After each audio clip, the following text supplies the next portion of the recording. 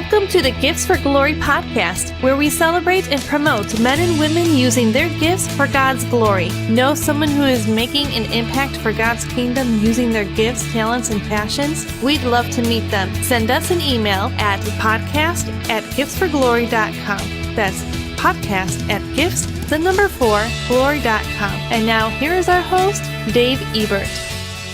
Hello, friends and neighbors, and welcome to Gifts for Glory. We're so thankful that you're along with us, whether you're watching the live stream on Facebook, YouTube, or you're checking us out on the Taken TV Network podcast channel, or you're just listening on any of your favorite podcast platforms.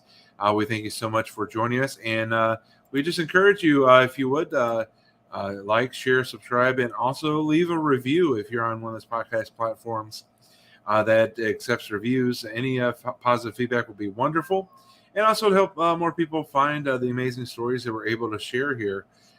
We just really appreciate that. And if you're new to the show, we thank you for joining us. Feel free to follow us on social media at Gifts4Glory. That's at Gifts, the number 4 Glory. You can also be a Patreon if you'd like to support what we do. Patreon.com/Gifts, the number 4 Glory. So we're really excited about this episode of Gifts for Glory. We're pre-recording because of some scheduling things that I have going on. We're putting this out on June 1st, streaming on Facebook and YouTube, and then the podcast going out tomorrow on June 2nd. So we're really excited to share this episode.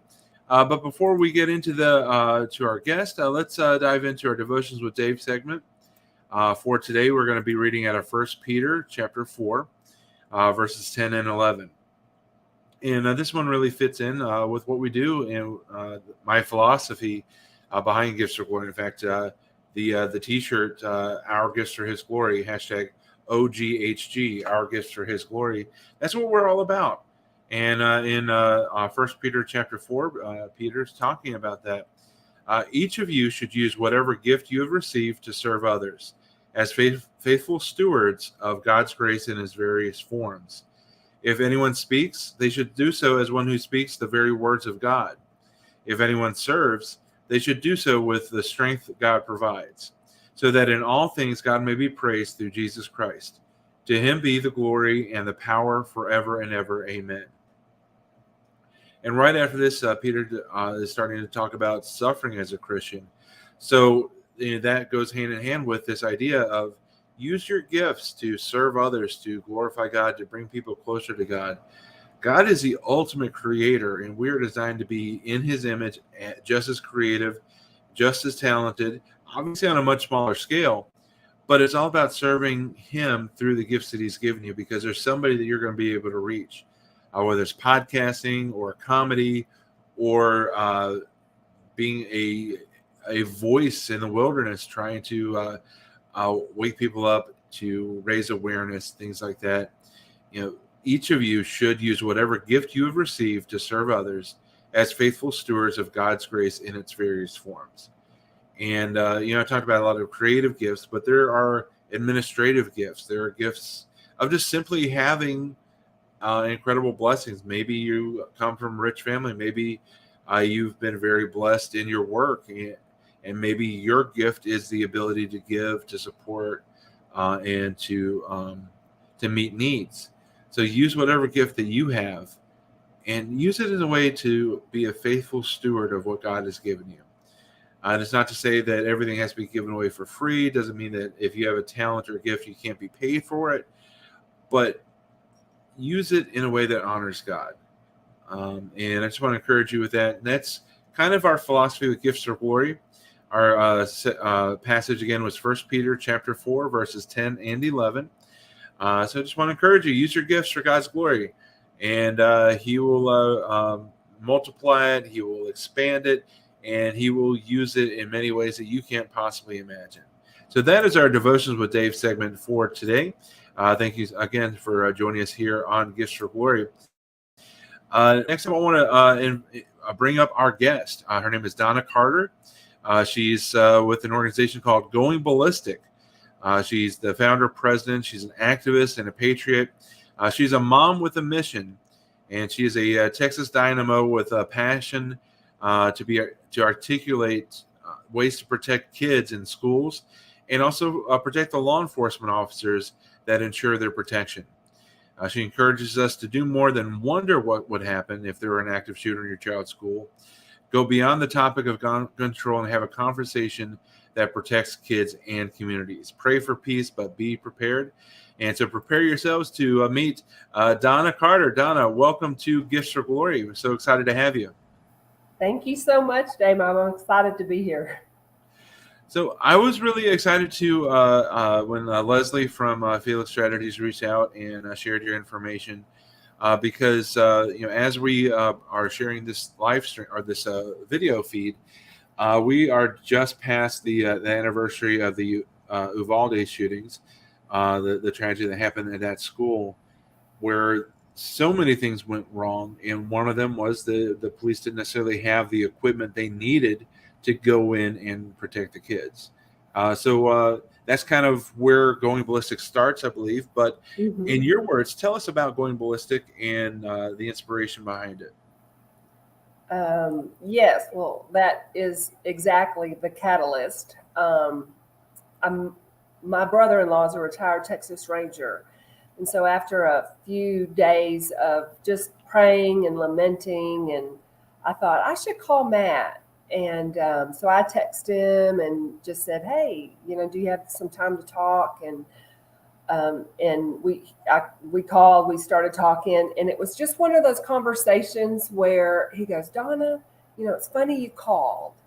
And, I think he had been praying and lamenting as well. And it just turned into one of those conversations that I believe was Holy Spirit inspired, and a lot of the information that I was given by him was things I had not heard yet, like the fact that what happened there had a lot of similarities what happened in Columbine, which was over 30 years ago. And so back in the days of Columbine, what would have been able to take a rifle round would have required a dolly, SWAT type vehicle to bring it to the site and get it off the truck and get it out there.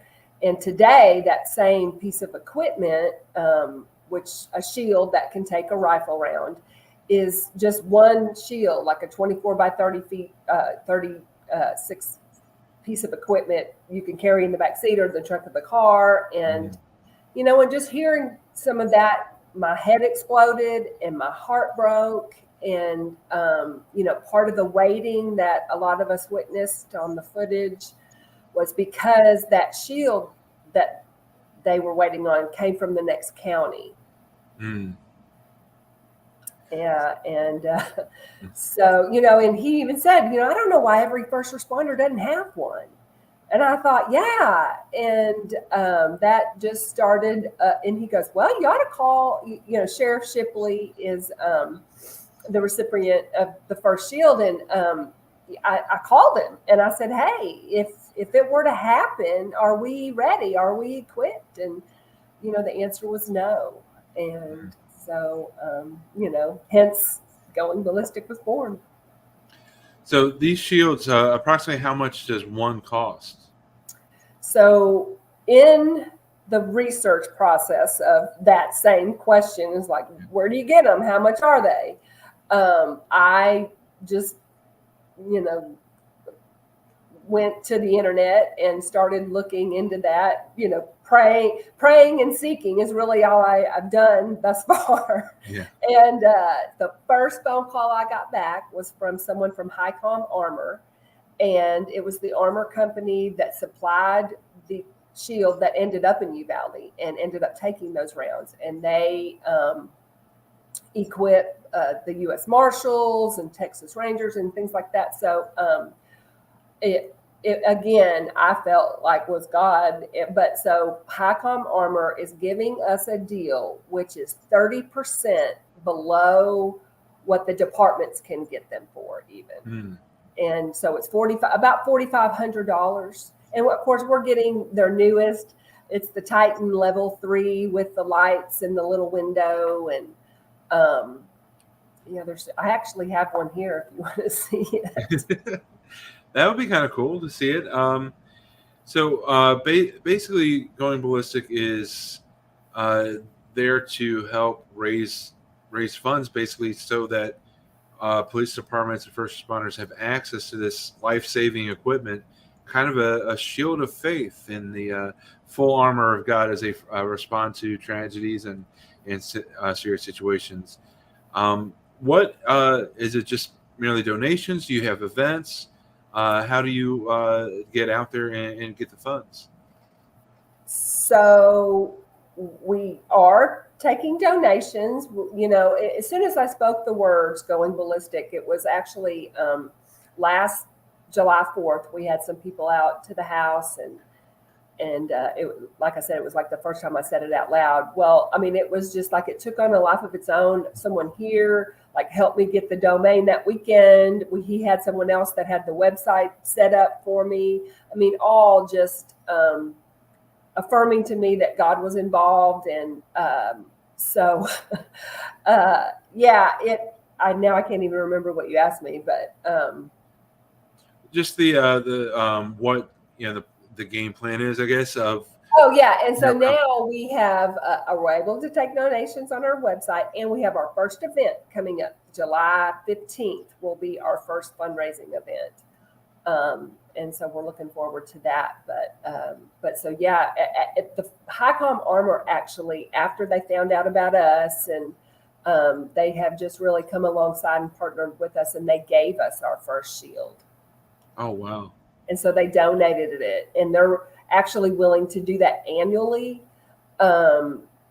depending on growth and that we're still around. But so it just very, because I didn't know where the money was going to come from. I didn't have any idea, right? But that's exactly how God works. I mean, it was just, it's just been awesome to witness, and then just getting to meet people like you and Leslie, and it's just so gratifying and just affirming to know that there are so many of us who, like, you can't keep us down. Yeah. I mean, they don't want to hear it.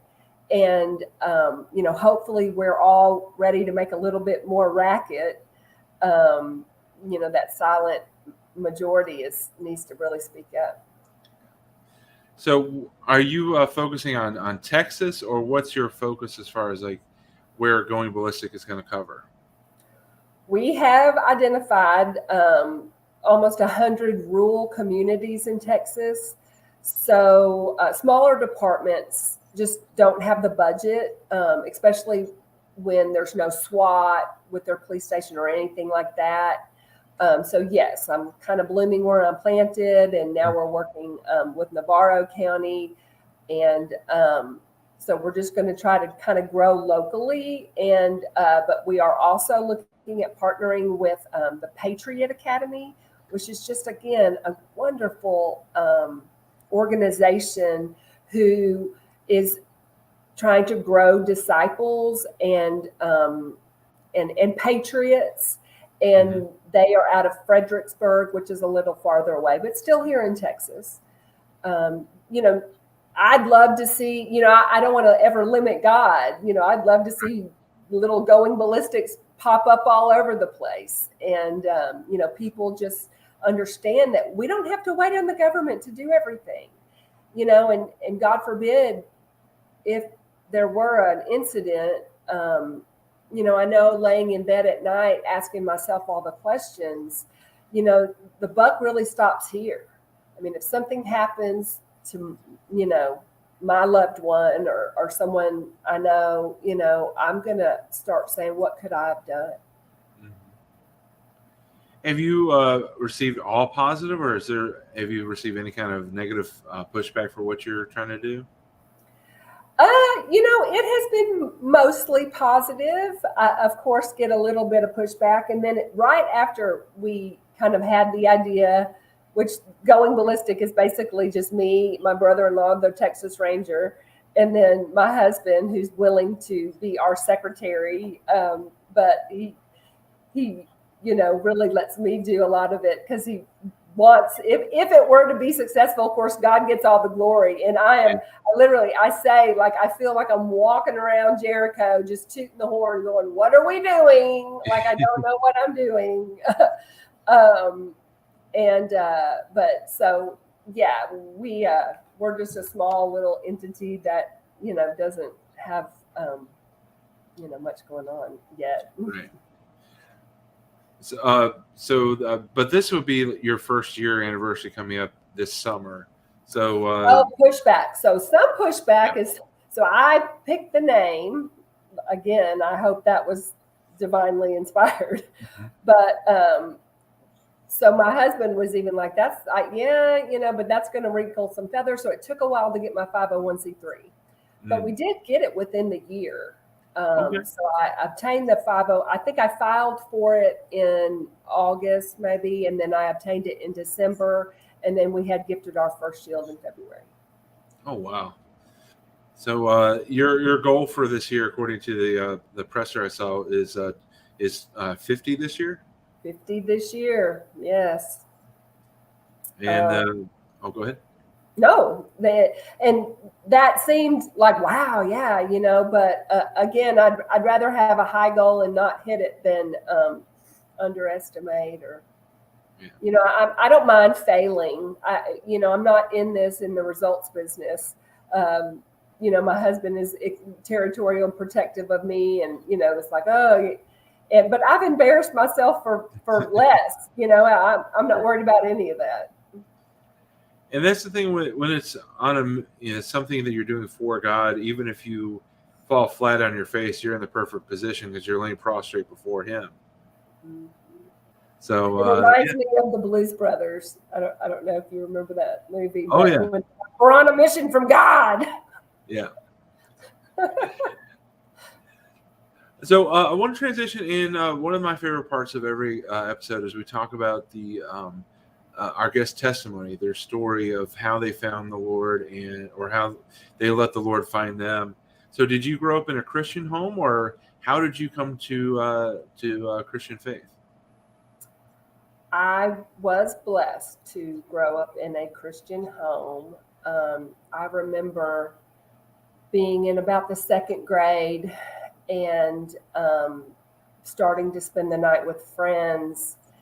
And, at my house, we had dinner on the table at 5:00 and we prayed before meals. And I thought everybody did that. Mm-hmm. And so I just remember it kind of, of course, first of all, nobody eats that early. My parents were self-employed. And so, that's what we did. And so eating late and, the whole family not being together because of, working parents or whatever. It was just a new experience for me. And so I'm so grateful for that. Mm-hmm. Saved at 7. I was, baptized and understood then what I was doing and it was actually on Father's Day. And I then went wayward for a while. I was born or grew up in the 80s, and it was a very tumultuous time and lots of and I was just rebellious. I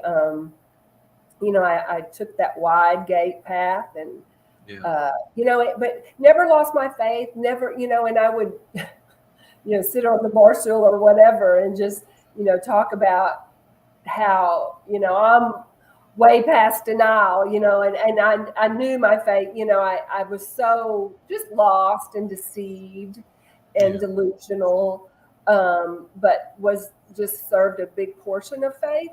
And so, I fell back on mercy and grace and really just abused them and how unfortunate,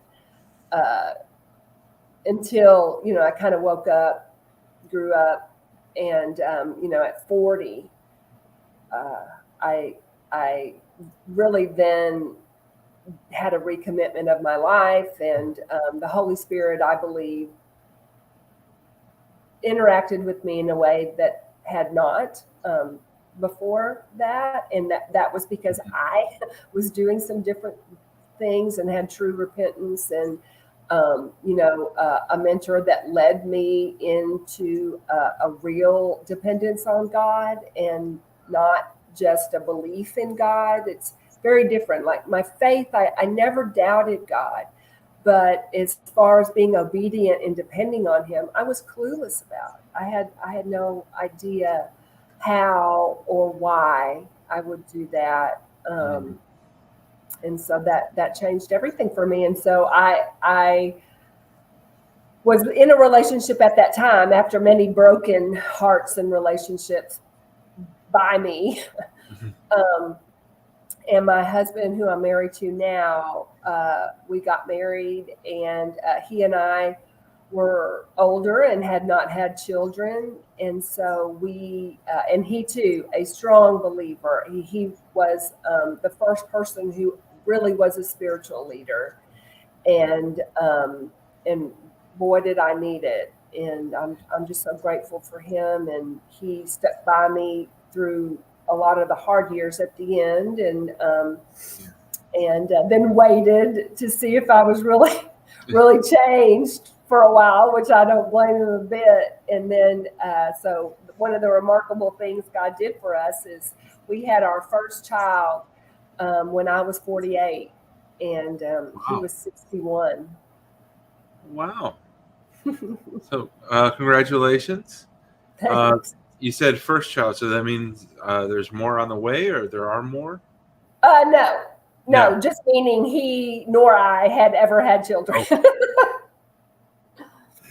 All right. Well, that is awesome. How did you guys end up meeting? How did that happen? Well, I was living in Little Rock, Arkansas at the time, so I did, a lot of geographical changes and stuff like that. And I met a girl that knew him from. I grew up in Texas, and he was in Texas. He grew up in Missouri, but I met her, and she called him, and the first thing she said to him was, "Your prayers have been answered." And so we started dating then, and I moved back to Texas. I moved to Dallas in 2006, and we started our life together with some hiccups along the way, and Sure. Like I say, I didn't really get straightened out. And if it hadn't been for him unconditionally loving me, I don't think I ever really understood. As wonderful as my parents are, and were, it was be good, get good, or you know what I mean. And Right. it was really foreign to me to not have any conditions on it. Behavior didn't matter, and expectations are never lowered because of performance and things like that. Wow. So was your husband was kind of your catalyst to getting back into faith, or he helped guide you along that way?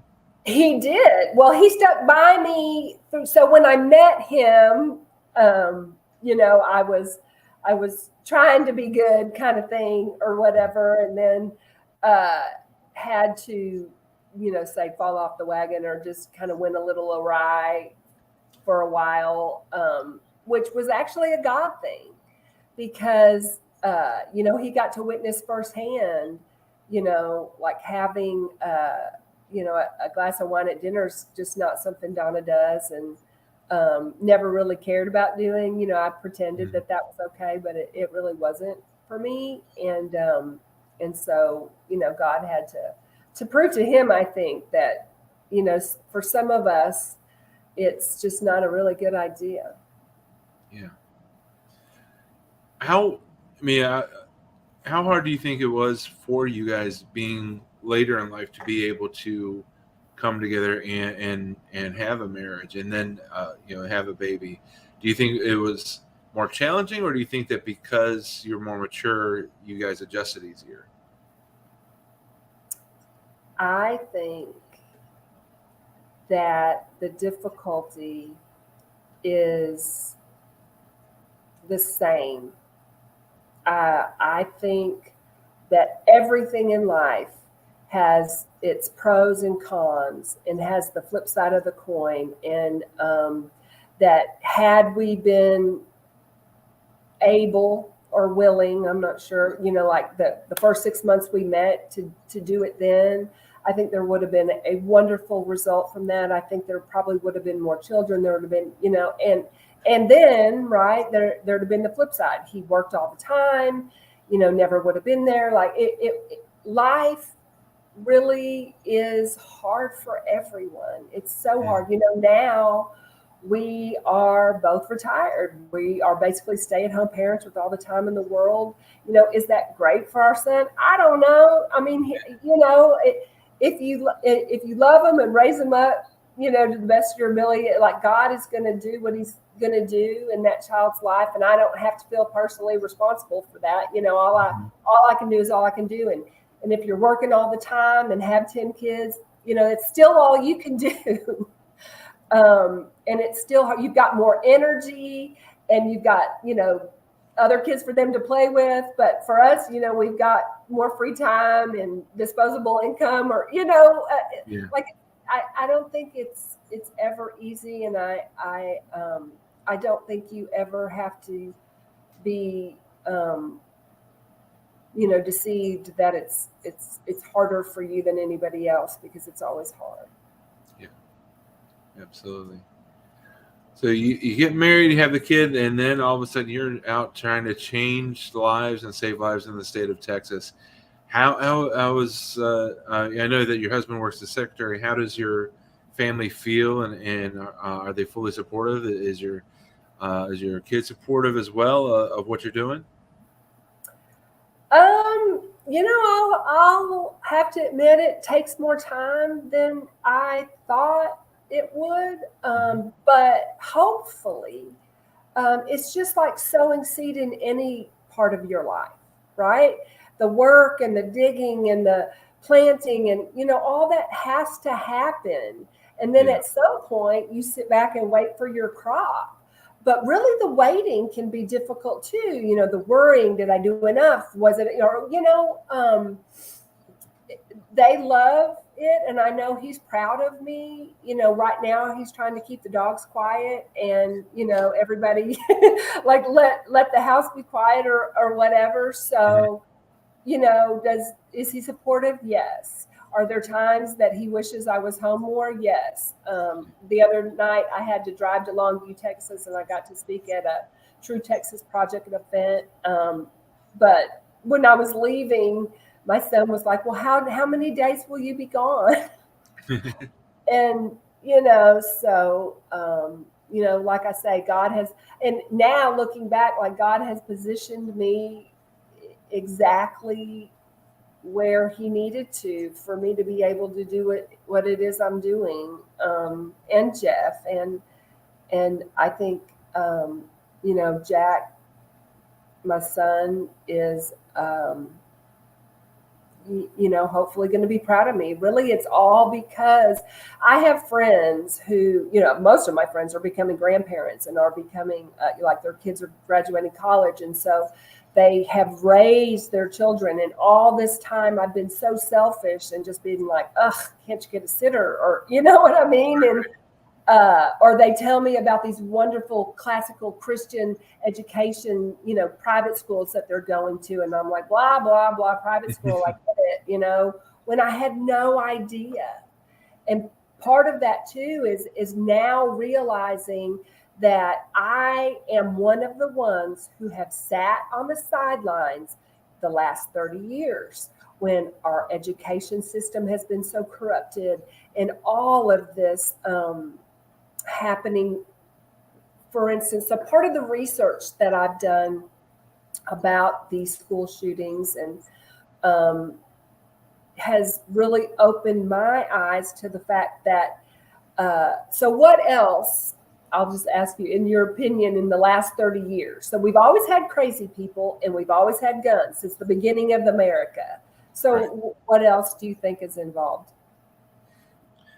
As a Christian, it's definitely, I know that it's a spiritual war as much as anything else, because the enemy knows his time is running out. So he's trying to distract as many as possible and convince as many as possible that God doesn't exist. Otherwise, why wouldn't he stop all these things? Evil's been around since the beginning of time too. And Yeah. and I don't know. I don't guess the devil knows the time or the day, right? Because nobody does. So he's been going at it like it was his last day the whole time, and still is. Mm-hmm. In video games, right? Mm-hmm. So in the research that we've done, and so what we do to desensitize our military is the same thing that happens in these video games. Mm. And this whole like John Wick thing and the movies that we're seeing. My mom was here this weekend and I watched some of these old movies that we considered so graphic, and it was just like pat bang, and they fall over, and maybe some ketchup a little bit here, like on the shirt or something. And it's this romanticizing of homicide and just glorifying just the evil and the destruction. And that happened under my watch too. Yeah. And we know these things. Like there's studies being done. There's a book called On Killing, and it's by a guy, Dave Grossman, and he has studied it more than anyone. And it's about the ability for one human to kill another human, and just everything we've known from the beginning. So the whole idea of a firing squad is because they knew maybe 10% would actually shoot to kill, maybe. Mm. So that way they never knew who did it. And it was required because and I mean, it's not always in the whole Holocaust thing and all of that, but it's really that we know a lot of what's going on, and a lot of it could be corrected at home, in our homes, in their bedrooms. It's not, I mean, there's a lot of research too being done on the psych meds that these people are on. A lot of them are on the same ones. A lot of them have taken the same path, pharmaceutically, and it's just very disturbing how the conversations that we're having are going around the same mountains, and we're not looking down into the light. We're not looking in towards the solution. What can be done? What can we do? It's down that dark path of us thinking there's no hope. Like this is just where we're headed. Right. That's actually, very poignant to think that, video games have been on the rise the last 30 years that have just added to a culture that devalues human life. And now we have AI. Yep, AI. And we've had abortion on demand for 40 some odd years. The way we talk to each other on social media is also just, we don't talk to each other like humans. If you say something that's even remotely against what I believe, I'm going to hit the all caps button and yell at you like you're a rotten dog. So we're in a society that doesn't value life in many ways. We're just so, I believe, deceived, right? And so just to be totally forthcoming, I have been married before. 3 times before. And, I remember being in Bible studies and talking about, how miserable I was or whatever. And God-fearing, wonderful women would say to me, well, you don't have kids, you shouldn't be miserable, and just really not hold me to a higher standard of, maybe being miserable right now is part of your journey or whatever may have been a better path for a biblical narrative to be real. Yeah. And at 18 years old, I was married and, living just an ungodly life and had an abortion.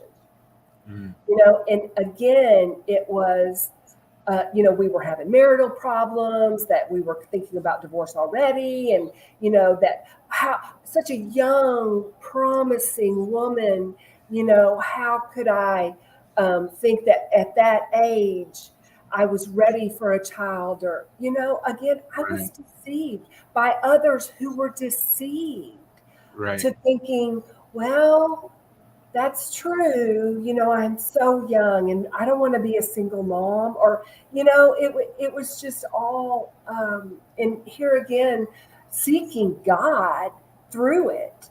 And I believe them, you know, well intended, just giving bad advice. Yeah. Yeah.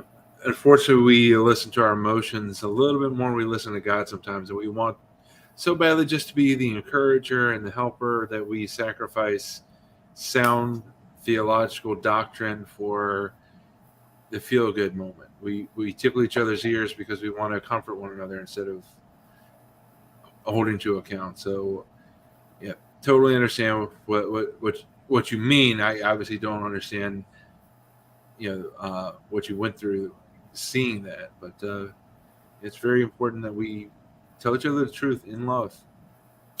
Well, and not spin it.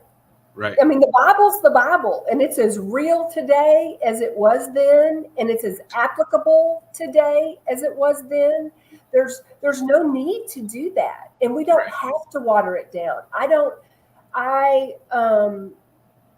I'm so aware, and it's a shame it takes so much life to be able to have enough experiential knowledge of how God's plan is better, of how obedience saves us from hurt and hurting others and harm.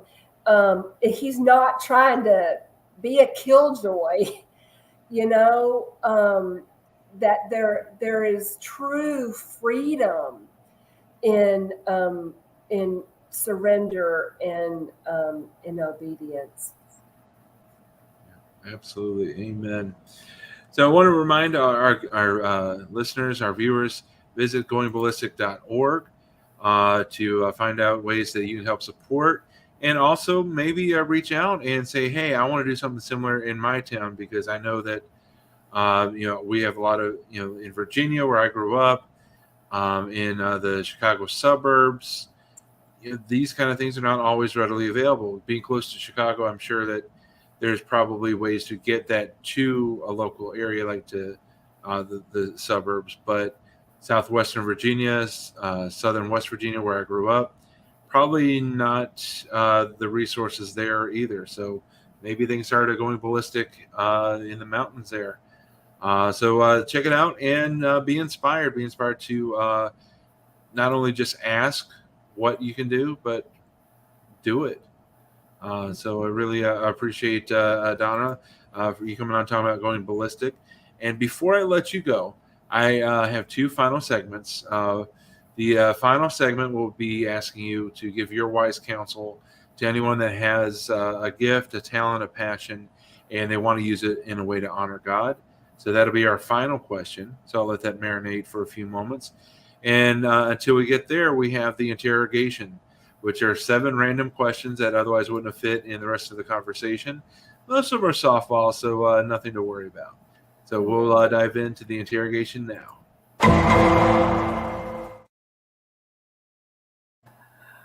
First question, what do you do to unwind and refresh? A bath. I am a bath person. Not bubbles and all that's too hard to clean up later.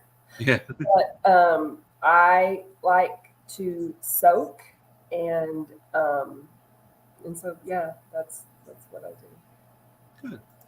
Question number 2, what makes you laugh? Well, God does a lot of times. But I am, you know, an America's Funniest Videos kind of gal. Mm-hmm. You know, just real life, mishaps, I guess you would say, and just being able to laugh about, to hop up and dust off and giggle. Just to enjoy and share in what makes us all human. All right. Very cool. I like that. Number 3, with whom do you most identify in Scripture? Oh, probably Mary Magdalene. I say that, but it was probably more the woman at the well, right? Mm-hmm. I mean, and that's who I'm probably mirror more, just because, she had been married before and lived with someone and all that kind of stuff. And, just the understanding later of how, there's a thirst that can't be quenched by anything else than living water. That's beautiful. I like that. Question number 4. What's a talent you have that very few people have seen?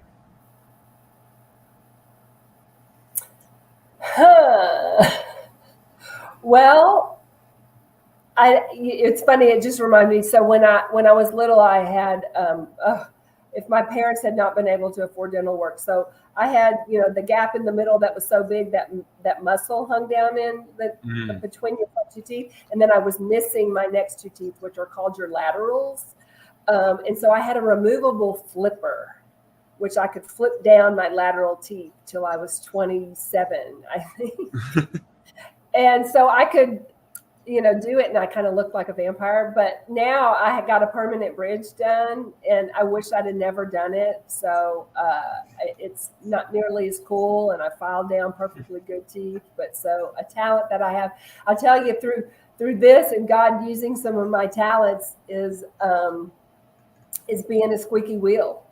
Mm. I don't mind, talking to people I don't know and picking up the phone and, I guess that's kind of a talent that maybe be a character defect too. I'm not sure, but God uses both. Yeah. Question number 5. Where would you most like to visit in this life?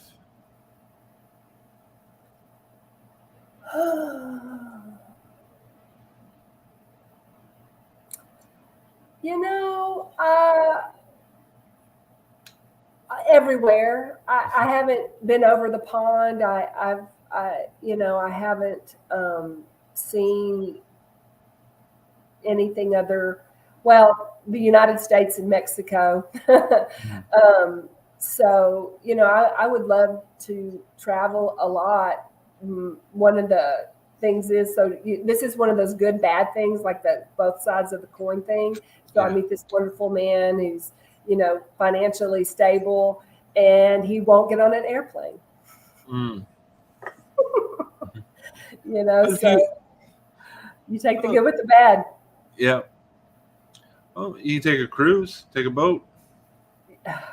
Yeah. And I used to think maybe I'd be able to get him on a boat or something like that. And then you remember a few years back when it was like all those cruises were stranded, and so I don't think that's going to happen. Which I could maybe do a river cruise. Like I haven't lost full hope on that, but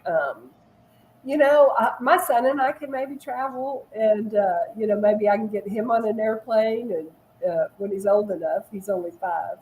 Okay. We'll pray for your husband's deliverance from his irrational fear of international travel. Thank you. I quit praying for that. I thought, he's fine. Question number 6. Who is your hero? Jesus is too easy. So next. Yeah.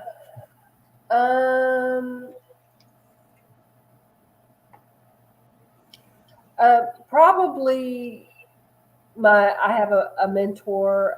Her name is Lisa Krunke, and she's been in my life for about 15 years, and I just appreciate her guidance and just her willingness to be honest with me, and not just tell me what I want to hear. Yeah, that's awesome. That's what my mom's for. Yeah.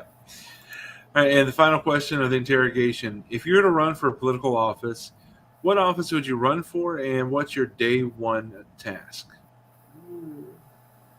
What office would I run for? Probably mayor, because I hear that there's a town in Texas. It's called Stafford, Texas, and I just heard this too. It's funny, and I used to work in Stafford a lifetime ago, but that they have no property taxes because of their mayor. Very cool. Mm-hmm. Well, if you were in Illinois, you would have my vote regardless of what city you were in. Because that's how we do it up here. Yeah, well, the funny thing is I was born in Chicago. You were? Really? Mm-hmm. My mother was born and raised in Chicago. All right. Well, I'm right outside of Joliet, so I'm not in Chicago. I just use it for reference. Yes. Well, that's very cool. I really, that's a small world. It is. All right. Well, Donna, the final question that I ask every guest is for anyone that's looking to step up and use their gifts for God's glory, what is your wise counsel?